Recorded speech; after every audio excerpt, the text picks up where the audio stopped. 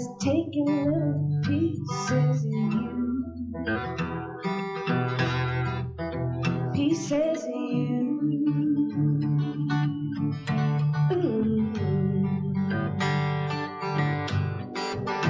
Oh babe, I want you, I want you, I want you.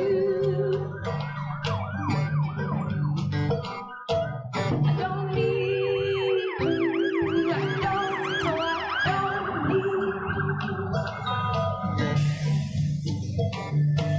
I stayed up all night. Na nossa opinião, assim, alguma coisa de planejamento central, de fio condutor, poderia ter saído melhor. E, logicamente, que eu acho, por exemplo, a gente está num estado privilegiado sob esse aspecto. O estado de São Paulo ele tem muito mais infraestrutura, tem lugares que, em determinados pontos, em determinadas cidades, que tem mais unidades de terapia intensiva e leitos para Covid do que determinados estados brasileiros. País de dimensão continental, onde é muito difícil implementar medidas dessa natureza.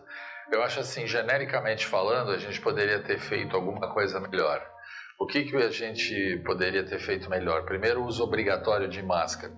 Vocês viram no começo da minha locução que eu tirei a máscara, né? Só para fazer esse tipo de gravação, com vocês de máscara, guardando uma distância regular de no mínimo 2 metros, né? Que seria o correto, que esse é o protocolo sanitário que a gente chama, né? É um protocolo que tem que ser seguido por todos. Mas eu acredito então que a nível Brasil se poderia ter instituído essa medida do uso obrigatório de máscara, que para mim veio um pouco tarde, só que isso daí foi muito influenciado pela postura da Organização Mundial de Saúde. E nesse quesito também entrou atrasada, tomaram algumas medidas que foram algo vacilantes, e isso para os países signatários da Organização Mundial de Saúde, que é o caso do Brasil, que assinam o tratado e pertencem à Organização Mundial de Saúde, isso atrapalhou bastante. E uma outra coisa que a gente podia ter feito melhor, já havia uma suposição e uma possibilidade entre nós, infectologistas, epidemiologistas, sanitaristas, de que a pandemia era uma questão de tempo, porque já vinha avançando pela Europa adentro, quando a gente chegou na época do Carnaval. E eu escutei pessoas falando de público, o impacto socioeconômico do Carnaval era bastante destacado e importante, a gente acredita nisso, lógico. Numa condição normal é um ótimo chamariz de turismo, é um carnaval popular no mundo inteiro, as pessoas vêm para cá, assim como vão para o Carnaval de Veneza. Os primeiros casos que a gente começou a se defrontar com a pandemia foram pacientes nossos que foram ao Carnaval de Veneza e que voltaram apavorados, porque alguns iam ficar até o último dia e suspenderam lá o Carnaval no meio do caminho. Então, havia tempo hábil porque há uma diferença de tempo entre o Carnaval de Veneza e o Carnaval brasileiro. O Carnaval de Veneza eu estou usando como contraponto porque é um carnaval famoso, assim como o do Brasil, que é mais famoso ainda. Então, acho que as autoridades federais deveriam ter suspensos festejos carnavalescos. Tudo que implica em aglomeração faz correr esse risco. Mormente porque vem muitos turistas por via aérea, de navios de cruzeiro, ou pegam um avião, depois pegam um navio de cruzeiro, que sai aqui, por exemplo, do Porto de Santos e vai para o Carnaval do Rio de Janeiro e Carnaval da Bahia. Então tem cruzeiros de carnaval. E o tempo mostrou que isso se transformou numa verdade, que poderia ter sido melhor, né? Que verdade? Todos os lugares onde tem aeroportos que recebem voos internacionais, que tem alfândega internacional, então a gente começa lá por Manaus, passa por Fortaleza, chega em Salvador, Bahia, depois Rio de Janeiro, São Paulo, que são os aeroportos nossos que recebem voos internacionais. Se não me falha a memória, Porto Alegre, que recebe voos ali do Cone Sul.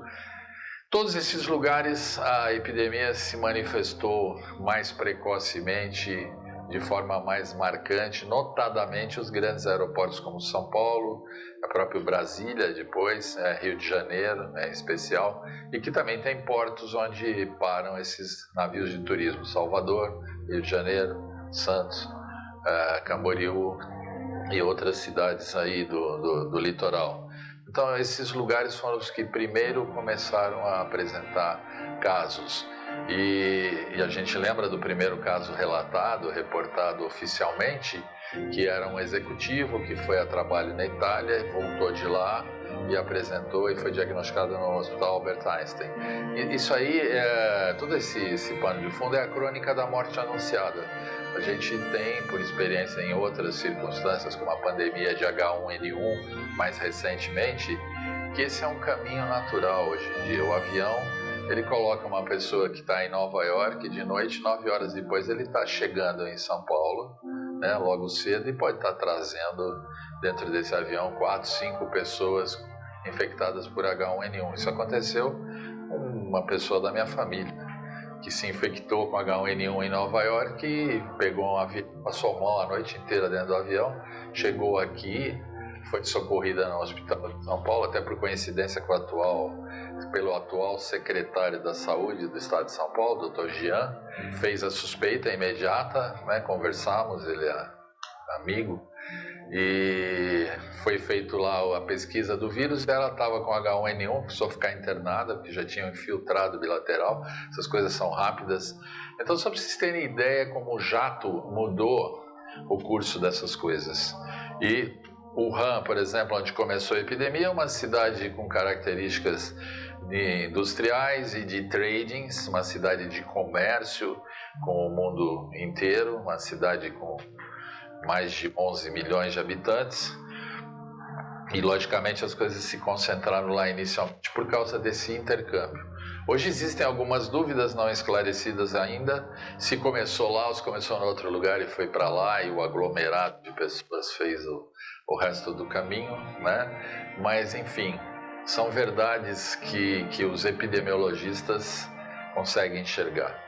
Todos aqueles epidemiologistas que vocês passaram a conhecer no começo da pandemia, que davam entrevistas com o ministro da Saúde, e que hoje tem um deles, o Gabardo, aqui no estado de São Paulo, e o Wanderson e tudo mais, são pessoas de primeira linha. Eu trabalhei muitos anos junto ao Ministério da Saúde com HIV/AIDS, e logicamente a gente sabe, tem um time de primeiríssima linha, mas é assim, você segue uma diretriz que começa por uma diretriz internacional.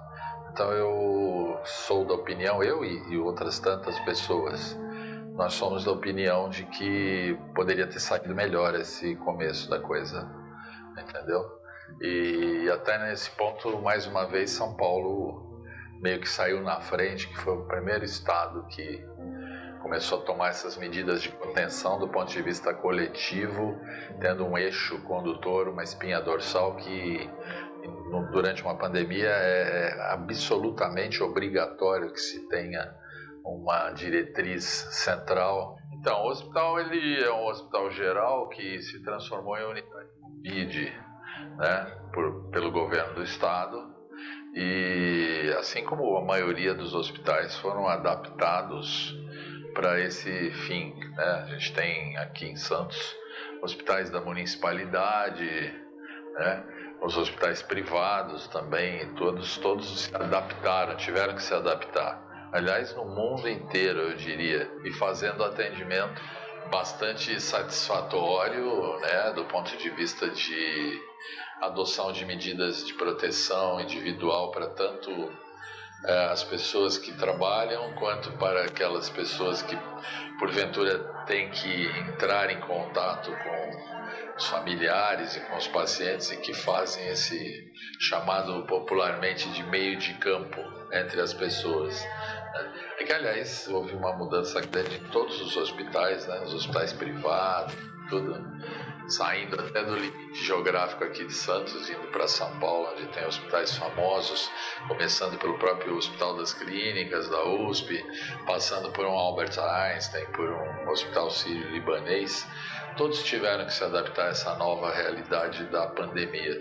Sim, a gente está na linha de frente no planejamento uma vez que, em função da faixa etária, a gente tem sido retirado das unidades de controle estrito dos pacientes Covid, mas a gente fica todo num setor de planejamento e fazendo atendimento à distância, que hoje é bastante eficiente, de telemedicina, e acoplado com equipes que atuam na linha de frente quando o paciente precisa ser internado ou necessita de suporte hospitalar. A pandemia é uma doença universal. Que se começou na China, se foi um vírus de laboratório, se foi um vírus de pessoas que lá têm culturalmente o hábito de comer morcegos, cobras, e entre os morcegos existe o coronavírus, e entre as cobras também existe. Então, umas teorias dizem que as pessoas comiam cobras mal passadas, comiam morcegos, e o vírus fez uma mutação. Todo vírus, quando muta, é muito forte. A outra teoria, que é mais uma teoria da conspiração, vamos dizer assim, é que o vírus fugiu de laboratório da China, ou que foi implantado e tal. Nós não sabemos muito, talvez vamos demorar anos porque a China é um regime capitalista no comércio, mas eles têm um regime socialista, comunista entre eles, né? Então é muito difícil, até porque o médico que fazia essas pesquisas morreu, então é muito complexo nós descobrirmos a verdade. Algumas pessoas assintomáticas, outras pessoas com uma gripe, não vou dizer uma gripezinha, mas com uma gripe, outras pessoas que têm mais comorbidades, né? Obesidade, diabetes, pressão alta, idade, senilidade, embora nem todos, mas alguns precisam de oxigênio e até alguns de respirador. Respeitar as pessoas usando máscara, poder contribuir. Eu fiz vários artigos em jornais. O cão, o melhor amigo na pandemia. Os gatos colaboram com as pessoas. A pandemia na vida das pessoas. Como os animais não pegam Covid-19, dizendo que o cão tem a coronavírus há mais que 20 anos, que causa sintomas digestivos, diarreia e vômito, mas não passa para o ser humano, não é uma zoonose. E o gato, geralmente do coronavírus do gato, que já tem há 20 anos também, ou mais, ele causa sintomas respiratórios, digestivos, e é pior que a do cão, porque pode, em alguns casos, dar peritonite infecciosa e o gato pode vir a óbito. Então o cão dá diarreia de sangue e vômitos. Se você trouxer rápido, tomar soro, medicação, a maioria você cura. Existe uma vacina para isso. Com os gatos, não existe vacina para isso. Pode ter um sintoma respiratório leve, pode ter um sistema respiratório complicado que o médico veterinário consegue curar. Pode ter um sintoma digestivo com respiratório que complica, mas com bastante dedicação você consegue curar também. E pode dar aquela peritonite infecciosa, que é a mesma doença, não é o mesmo agente causal, é a mesma doença que o Tancredo Neves teve, que nos deixou, né? Que era presidente da República, nos deixou, aquela coisa toda, que foi uma peritonite infecciosa, e aí o gato não cura. Mas não passa para o ser humano. A Covid-19 é exclusivamente nossa, certo?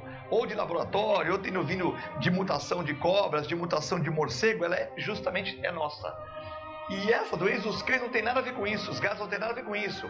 No começo houve um abandono de cães por causa disso, né?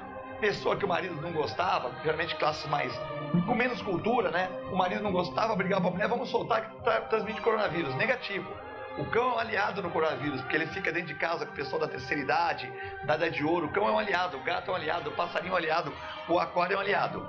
Então o que acontece? Eles são aliados dos seres humanos. Porém, eles podem trabalhar como esse telefone aqui. Eles podem ter, se eu tiver coronavírus e tossir aqui, eu vou transmitir para alguém, certo? Alguém que não tiver de máscara, alguém que vier limpar aqui e tal. Então, o cão e o gato, eles podem, como uma caneta, como um óculos, como um sapato, se eles saírem na rua, você pode trazer o coronavírus. Então, é só você chegar, não deixar o cachorro encostar em nada, certo? E chegar em casa, passar um sabonete neutro. Sabonete neutro, que aquele sabonete ele vai entrar na cápsula do vírus, na oleosidade, né? Tal, e o vírus morre. Então você sai com seu cachorro na rua, passeios curtos, volta com ele, limpa as patinhas, tá tudo certo. Entendeu? Então o cão não pega o Covid-19, ele pode transmitir assim como uma caneta, assim como um caderno, assim como você entra no seu sapato. Então você tem que fazer o quê? Limpar o sapato, lavar as mãos, usar álcool gel quando não tiver local para lavar a mão, porque lavar a mão é muito mais eficiente, mais barato, enfim. Então essas coisas que a gente tentou passar para as pessoas através de artigos, que a gente tinha mais tempo, então fazer artigos e tal, para tentar colaborar com a humanidade também, né? Mas no começo da pandemia eu ficava perguntando, né? Lá para março, para abril, né? Vem cá, você conhece alguém que está doente? Você conhece alguém que pegou, tal, né? Aí eu falei, não conheço, tal. A hora que começaram a perceber que tinha gente mais por perto, né? Ó, o fulano ali pegou, né, mas já sarou, o fulano pegou, foi internado. Aí você percebe que o ciclo está fechando, você já começa a ficar mais atencioso, né? Muito triste, porque a família fica sem poder ver a pessoa. Muitas pessoas morrem, vai em caixão fechado e a família não pode se despedir, né? E fica, muitas vezes o exame demora também do coronavírus, somente no começo, então a pessoa não sabia se era o Covid-19 ou se era uma outra comorbidade. Então é triste, né? Você ter um amigo seu que você perdeu com coronavírus. Eu perdi vários conhecidos e alguns amigos também com coronavírus. Muitos também se salvaram, a gente tem que falar que a maioria se salva, mas muitos morreram também. Acho que sempre é triste você perder 1.000 e poucas pessoas na região, né?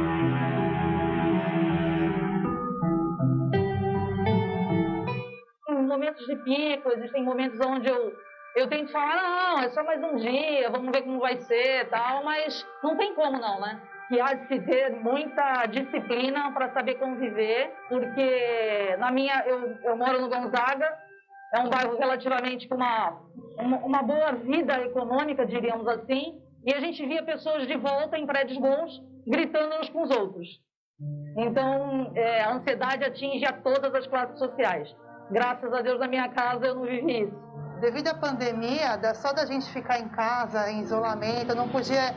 Por exemplo, eu sempre vou na casa da minha sogra, né? Minha sogra tem 80 anos, meu sogro tem 88. Então, isso já deixou a gente afastada deles, né? Eu não posso ir na minha mãe, eu tô dando um tempo essa semana, por exemplo, para ir para minha mãe também. E sobre a ansiedade, entendeu? Já estava me tratando com ansiedade, aí piorou a minha ansiedade, um sentimento opressor, sabe? Foi uma coisa assim que parecia que a gente ficava realmente sufocada, não poder sair de casa, e realmente é uma coisa que nunca ninguém viveu, né? Só os mais antigos, por exemplo, que viveram a pandemia, uma pandemia, ou uma guerra, né? Eu imagino Londres na Segunda Guerra Mundial, né, onde o inimigo era bem visível, a bomba caía, explodia, matava, matava muita gente, né?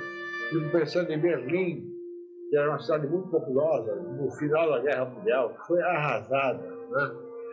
O que eu acho que vai sobrar é assim, primeiro, não vai ficar muito tempo na memória, não, né? Não vai. Logo as pessoas vão tomar suas atividades, elas vão voltar ao velho normal, a velha chatice, isso vai estar acontecendo, né?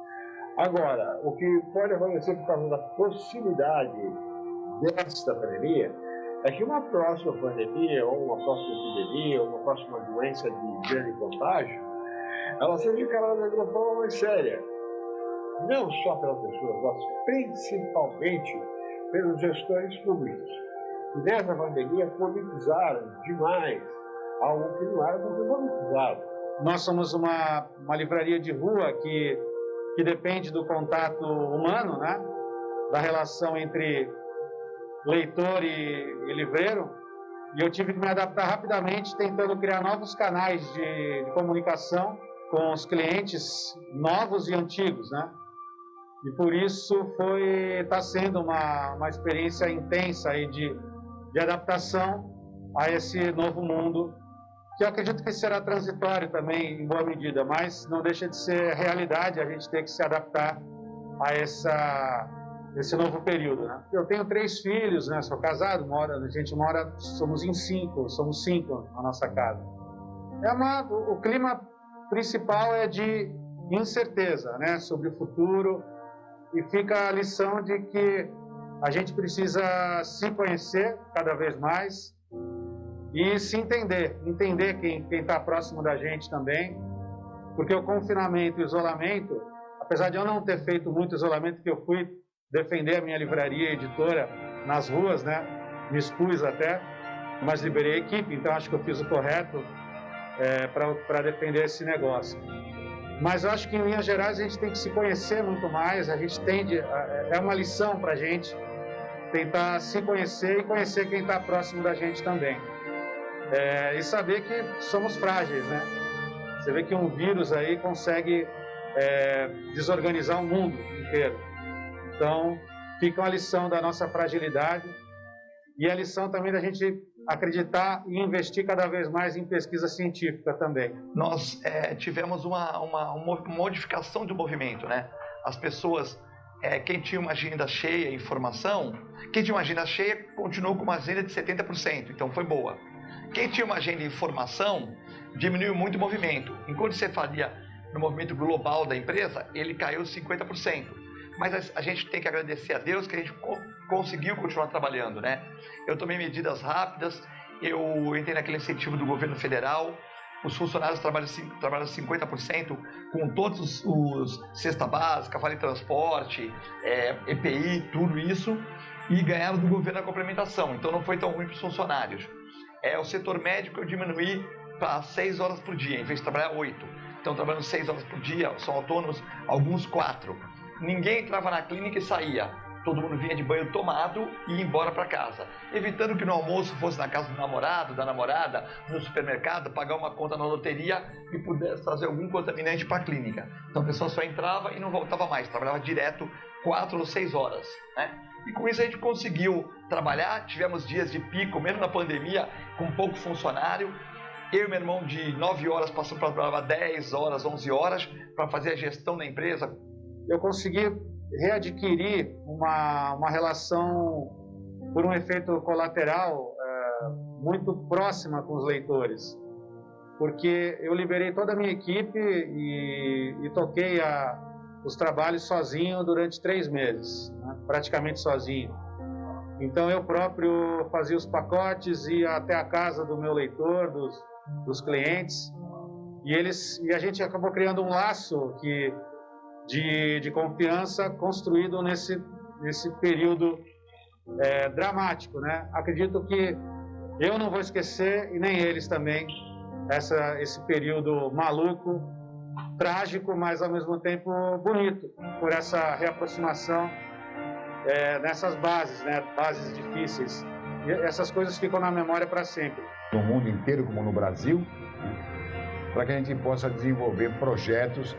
Como eu falei para você, a gente estava com um projeto na Barrela e tive que parar devido a esse problema do Covid, né? 19. Nós estamos apresentando em Cubatão, fizemos uma apresentação, tivemos que parar. Já trabalhava em casa, foi basicamente uma continuidade. Talvez isso aí ajudou um pouquinho da minha maneira de absorver e não sentir muito esse impacto.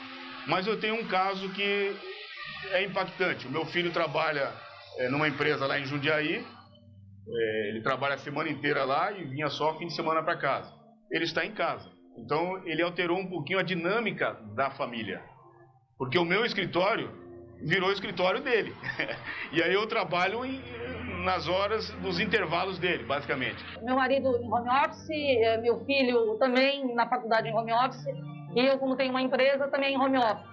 Então todo mundo levando uma vida normal, se reunindo agora, né, para almoço e para jantar, porque anteriormente eles ficam em São Paulo, então eu almoço sozinha, mas tranquilo, sem muitas modificações, não foi nada assim avassalador. Eu acho que o mais complicado é o depois de amanhã, como nós vamos abrir a porta e sair. Eu acho que vai ser um exercício também. Tá todo mundo desesperado para sair, mas quando a gente sair, a gente vai meio para onde eu vou e fazer o quê? Essa é a sensação que eu tenho, pelo menos. Colegas de profissão, né? De colegas de profissão, companheiros de trabalho infectados pelo vírus, e umas primeiras perdas por conta da epidemia, que é algo que impacta muito em todos nós. Deixa a gente assim, muito para baixo, deixa a gente preocupado com o destino deles e o destino coletivo. Então isso é uma tragédia social, isso no mundo inteiro, né? Com todos esses prejuízos econômicos, mas em especial as perdas de vida, uma coisa irreparável, né? Já são não sei quantas guerras do Vietnã aí, de perdas, ou não sei quantos meses de acidentes de trânsito que ceifam vidas no mundo inteiro e aqui no nosso país, né? Já morreram milhares de pessoas. Então, e isso para nós médicos é inaceitável, porque a gente desde sempre, quando entra numa faculdade de medicina, é treinado para tentar salvar vidas e tudo. Então é uma tragédia coletiva no mundo inteiro. Isso impacta muito a gente.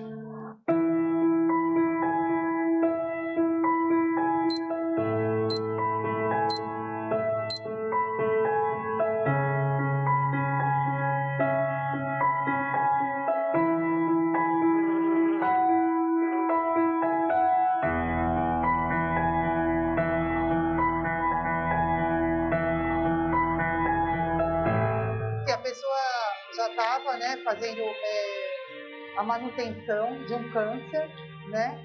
E aí, infelizmente, contraiu o Covid e veio a óbito. Uma pessoa que eu conhecia há muitos anos, estava na rede de relacionamento de cliente, faleceu, acho que ele tinha pouco mais de 40 anos, e foi surpreendente, porque era uma pessoa cheia de vida, de saúde.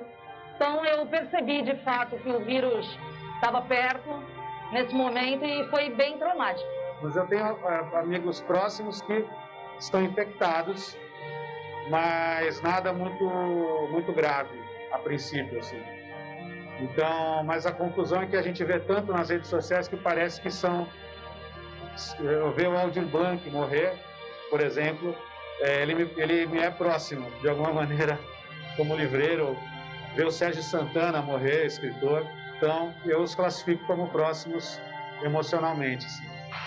A pandemia, na minha maneira de entender, é um processo de purificação da raça humana.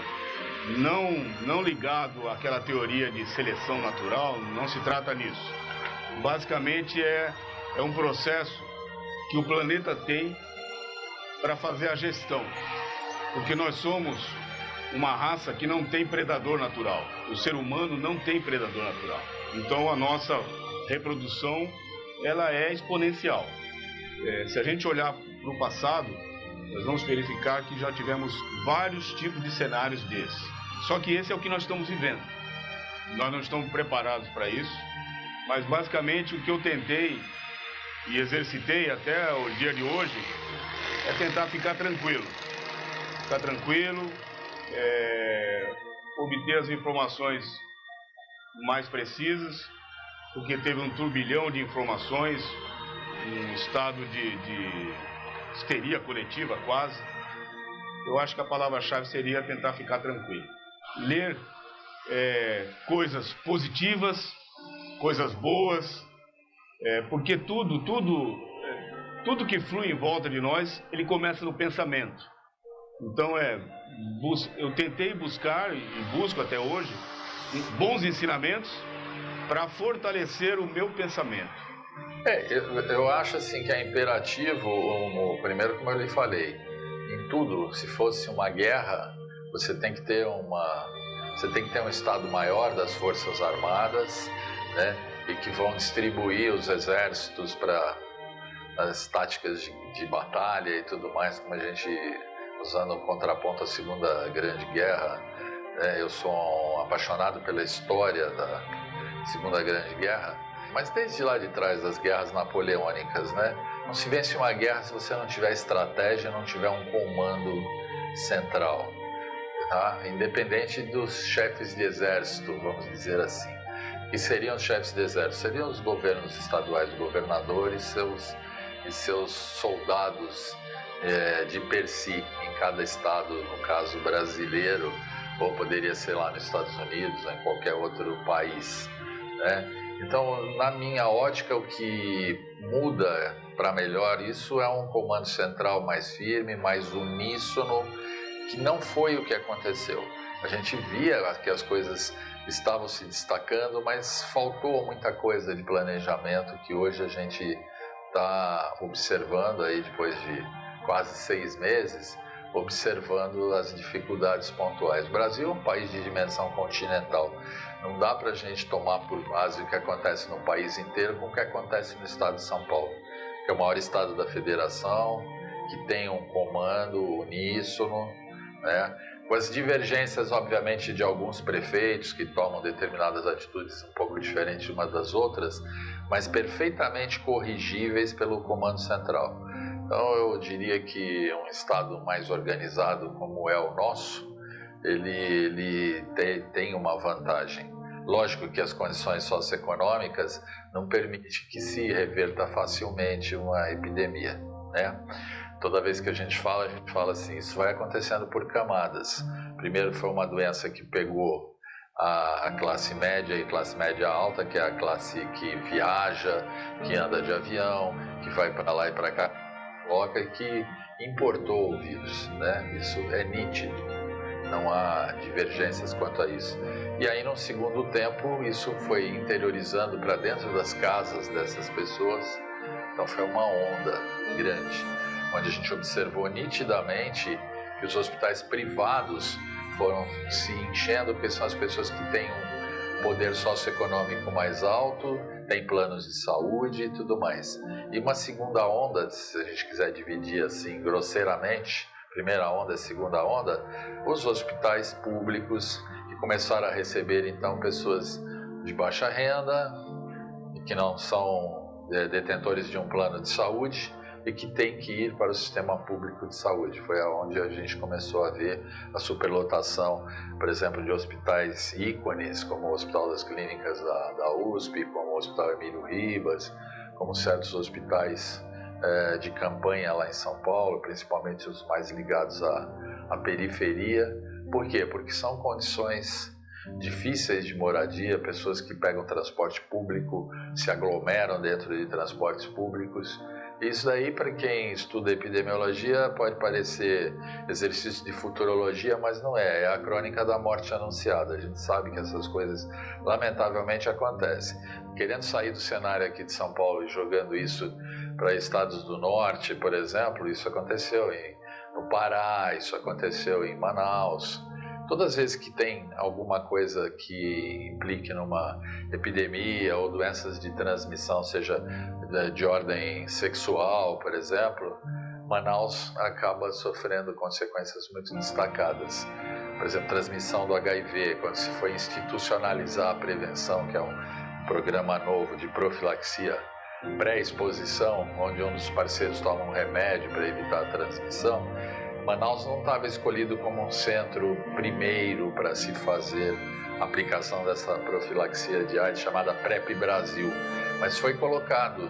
Por quê? Porque as condições epidemiológicas mostraram que eles também precisavam estar nessa primeira linha de prevenção da transmissão do HIV. Saindo do HIV só como lembrança para a pandemia de coronavírus, a gente percebe como foi pesada a coisa lá e explodiu, tanto que agora eles estão em queda. Por quê? Porque uma grande parte da população exposta já se infectou, entendeu? Aqui, por exemplo, no estado de São Paulo, a coisa aconteceu por camadas. Qual foi a terceira camada aí, nítida e visível? O interior do estado.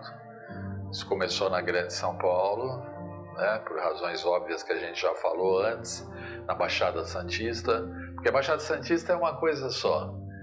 O pessoal que está em Praia Grande vem trabalhar em Santos, ou trabalha em São Vicente trabalha em Santos, de Santos trabalha na Praia Grande.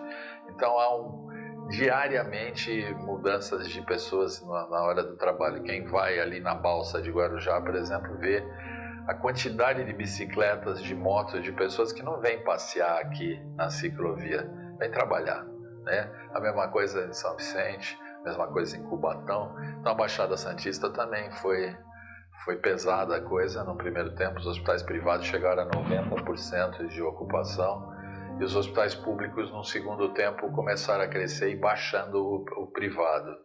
Então vem por ondas. E agora o interior de São Paulo, onde tem cidades importantes, a região da Grande Campinas, a Grande Sorocaba, que a gente já fala que são regiões polo, que estão atravessando dificuldades com superlotação. Pessoas lá de Santa Bárbara do Oeste, outras cidades que já mandam pacientes às vezes para Campinas ou para Jundiaí, onde encontra vaga, tudo isso coordenado por uma central de regulação, né? Isso só para dar um exemplo aqui do estado de São Paulo, mas isso está acontecendo no país inteiro, essa interiorização. E os estados que estavam imaculados no primeiro tempo, Mato Grosso do Sul, Tocantins, Goiás, Minas Gerais, explodiu e agora estão tudo na zona vermelha, que chama epidemiológica. E São Paulo passou para a zona amarela e algumas regiões lá do norte já estão numa zona verde, que é os estados onde a coisa explodiu e caiu muito. Então agora a disseminação, porque vírus ele funciona assim, se a maior parte da população que eles atingirem já estiver imunizada pela infecção natural, não tem como reproduzir a doença e aquilo cai espontaneamente. Então, essa questão dos medicamentos, essa questão é uma questão complicada porque envolveu uma série de discussões intermináveis. Isso tomou, lamentavelmente, um cunho político e onde pessoas até foram ameaçadas por se colocar contra esse remédio ou a favor daquele, etc, etc. Coisa absolutamente indesejada, né? Agora, é lógico que no meio de uma pandemia, com pessoas morrendo e em busca de alguma coisa, é natural que indiretamente a própria população e algumas áreas médicas adotem um tratado de Helsinki, que é um tratado onde os pacientes em doenças onde não existe uma cura ainda definida têm direito de optar por tomar um medicamento A ou um medicamento B, e o médico, obviamente, que pode prescrever para esse paciente, na medida que se tenha um mínimo de informações ainda que permitam fazê-lo. Agora, a partir do momento que se começa a observar que o remédio A, B ou C não tem eficácia pelos trabalhos melhores conduzidos e tudo mais dentro de uma questão mais científica, é indesejável que isso ocorra. Então, a gente passa por vários estágios. Eu vejo gente dizendo que faz exercício físico, que aprendeu a fazer outras coisas dentro de casa, que lê livros, etc e tal. Eu dou os parabéns para quem consegue. Eu, na verdade, percebi o seguinte, que do que vai ficar, para mim, da pandemia, é que a gente não controla nada. A gente vive tentando controlar, fazer agendas, fazer planos e planilhas para os próximos 6 meses, para o próximo ano. E aí alguém vem lá de cima, mexe as coisas e fala, opa, parou, não é bem assim. Então, o que vai me trazer, essa expectativa, essa ansiedade, só me fez entender que é um dia de cada vez. Que para todos vai ser um aprendizado de viver de uma forma diferente. Você pode observar até pelas próprias mídias sociais. As mídias sociais, houve uma época em que todo mundo estava falando, fazendo live todo dia, de repente deu uma baixada, e de repente as pessoas estão se acomodando de acordo com o passar do tempo. É isso que eu acho. A partir do momento em que começou a liberar, pelo menos para a gente andar um pouco, aí a gente começou a melhorar. Então isso tudo são coisas que, mesmo ainda com restrição, mesmo ainda com máscara, mesmo ainda com álcool gel, isolamento social, são coisas que nos deixam para cima, né? Oba, está melhorando, vai acabar, é isso que importa. A minha experiência é, eu, por exemplo, se eu pegar um resfriado, né? Eu acho que eu vou optar por usar máscara para respeitar os outros, entendeu? Respeitar o próximo. Eu aprendi um pouco com isso. Respeitar mais as pessoas, né? Principalmente quando eu estiver doente. Eu acho que a gente vai superar isso, né? Mas também a gente fica triste, porque se cai a economia na região, também vai cair com certeza a nossa. É um momento difícil, um momento de reflexão. As agendas já estão começando a ficar cheias, graças a Deus. E eu acho que nós vamos ter que trabalhar mais uns 2, 3 anos para recuperar isso aí. tiveram coisas boas, né? Aproximação com as pessoas que são mais íntimas da nossa vida, meu filho, namorado, enfim, foi uma coisa boa. Os meus animais, porque eu pude ficar mais tempo dentro de casa. Aprendi também a lidar melhor com as coisas online, mas eu gosto de academia, eu gosto de fazer esporte, então a academia do prédio limitada, então você fazia muita coisa em casa, que não é a mesma coisa, né? No meu prédio tem até jogador de futebol que treinando em casa, então não é a mesma coisa, com certeza. Muitas vezes você não tinha como comer uma comida saudável, porque nesse horário de almoço complicado e tudo fechado, você muitas vezes tem que comer num fast food, né? Que é uma coisa emergencial, é gostoso, mas é emergencial, né? E aqui eu não estou querendo discutir os fast foods, que até eles ganharam dinheiro com isso e prestaram serviço também, porque eles ficaram trabalhando, ficaram assim como os bancários, assim como os médicos veterinários, os médicos, assim como o pessoal de televisão, de imprensa, jornalistas, que ficaram trabalhando, motoristas de ônibus, cobradores, faxineiras, limpadores de rua, ficaram trabalhando enquanto muitas pessoas que podiam estavam descansando e estavam em casa, né? Então assim, mas realmente muitas vezes eu saía, não tinha um lugar para você almoçar e eu tinha horário de sair daqui meio-dia para chegar na TV 1h da tarde, então geralmente eu almoçava num quilo e tal, e aí não tinha isso tal, então você caía num fast food que quando você esquecia de trazer alguma coisa de casa, que não é tão saudável para você comer todo dia, né? Então eu acho que teve aprendizados, tiveram coisas boas, né? A questão da meditação, a questão do interior, a questão de você prestar mais atenção nas coisas, curtir mais sua casa, mas tiveram as preocupações com a minha mãe que tem 85 anos, muitos amigos meus que foram para o hospital e ficaram no UTI, se salvaram, alguns morreram. Então sempre é uma tristeza você ver pessoas que fizeram parte da sua vida, geralmente falecendo, né? A gente fica com muita tristeza muitas vezes também. A vacina é a grande sacada.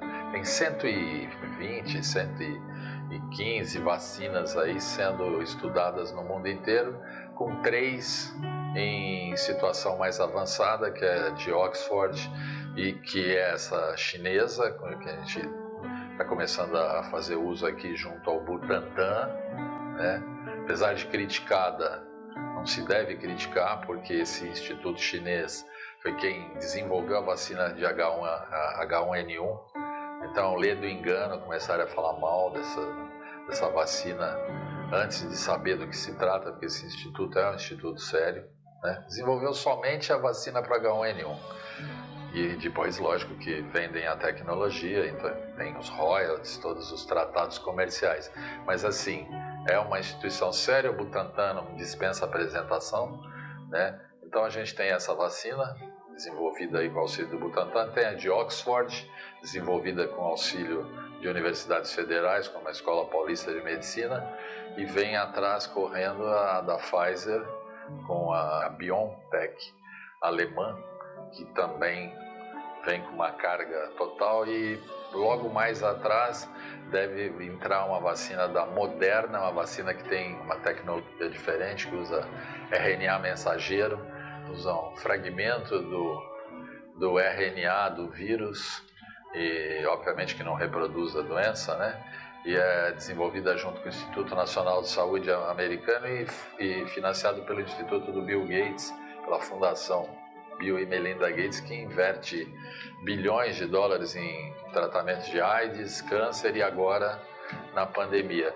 Sempre é assim, uma biotech, ela desenvolve a vacina, ou uma universidade, e uma fonte financiadora coloca recursos para que essa vacina possa ser rapidamente multiplicada e os estudos avancem. A esperança nossa é que ela entre numa coisa que se chama via rápida. No inglês é fast track, é um nome internacional em ciência de vacinas e remédios. Deve entrar em fast track, porque se foi muito bem como a de Oxford, que 100% de quem tomou 2 doses desenvolveu uma imunidade boa, eu acredito que essa fase 3 vai repetir esses dados. A única coisa que não se pode ver por antecipação é se essa imunidade será duradoura o suficiente para permitir que essa vacina possa ser usada, pelo menos assim, na pior das hipóteses, uma vez por ano, como uma vacina de gripe. Isso vai aparecer agora. E assim que isso começar a mostrar esse tipo de possibilidade, e os outros indivíduos que já tomaram na fase 2 continuarem apresentando anticorpos, deve começar essa fase rápida, o fast track, e a vacina vai estar disponível logo mais adiante, porque eles já estão com toda a tecnologia para produzi-la. Só estão esperando um ok, realmente ela é eficaz e funciona. Aí esses milhões de doses vão ser rapidamente produzidas e distribuídas. E para quem não sabe, todo país que tem habitantes que fazem parte de uma pesquisa tem primazia pelo fornecimento.